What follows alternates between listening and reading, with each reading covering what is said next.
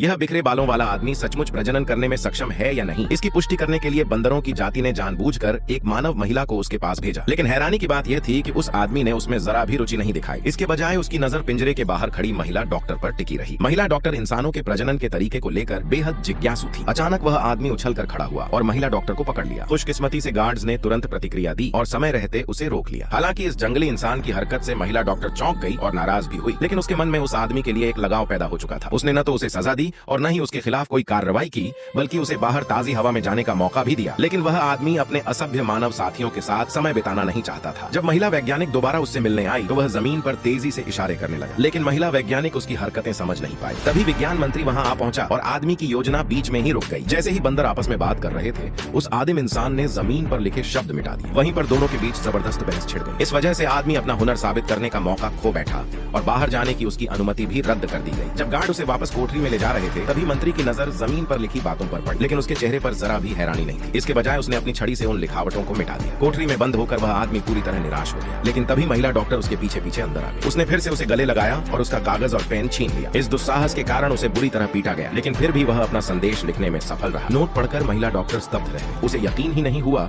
कि इस ग्रह पर सामाजिक व्यवस्था में सबसे नीचे समझे जाने वाले इंसान वास्तव में लिख भी सकते हैं। इसलिए वह तुरंत उस आदमी को अपने घर ले गई ताकि वह इस अजीब इंसान का गहराई से अध्ययन कर सके। लेकिन महिला डॉक्टर का मंगेतर उससे बेहद घृणा करता था। वह एक वरिष्ठ पुरातत्वविद था और उसे पूरा विश्वास था कि इंसानों ने कभी लिखना सीखा ही नहीं। उन्हें यकीन दिलाने के लिए टेलर ने कागज पर लिखना शुरू किया। उसने उन्हें पृथ्वी के अपने अनुभवों के बारे में बताया और वहाँ की उन्नत सभ्यता का वर्णन किया। उसने बताया कि पृथ्वी पर तेज रफ्तार गाड़ियाँ थी, आसमान में उड़ने वाले हवाई जहाज थे, यहाँ तक कि इंसानों ने अंतरिक्ष यान भी बना लिए थे। टेलर उन अंतरिक्ष यात्रियों में से एक था जो तारों की खोज कर रहे थे। तकनीकी खराबी के कारण उसका अंतरिक्ष यान इस ग्रह पर आपातकालीन लैंडिंग कर बैठा, जहाँ बंदरों ने उसे पकड़ लिया और एक आदिम इंसान समझ लिया। गलती से उसके गले में गोली लग गई थी, जिससे उसकी आवाज चली गई थी। इसी कारण वह अब तक बोल नहीं पा रहा था। हालांकि टेलर ने सारी सच्चाई बता दी, फिर भी डॉक्टर का मंगेतर उस पर विश्वास करने को तैयार नहीं था। उसे लगता था कि यह इंसान थोड़ा बुद्धिमान जरूर है, लेकिन पूरी तरह पागल है। आखिर ऐसी कौन सी सभ्यता हो सकती है जिसने उड़ान तकनीक हासिल कर ली हो, जबकि बंदरों के अनुसार इंसान सबसे निम्न प्रजाति थे। जब उन्हें फिर भी यकीन नहीं हुआ तो टेलर ने सबसे बड़ा सबूत पेश किया। उसने कागज का हवाई जहाज बनाकर उड़ाया। जब वह हवाई जहाज उनके पैरों के पास आकर गिरा तो दोनों बंदर अविश्वास से उसे देखने लगे। फिर टेलर ने अपने अंतरिक्ष यान का स्थान बताया, लेकिन वह जगह बंदरों के लिए प्रतिबंधित क्षेत्र थी। तभी विज्ञान मंत्री वहां घुस आया। उसने तुरंत अपने सैनिकों को आदेश दिया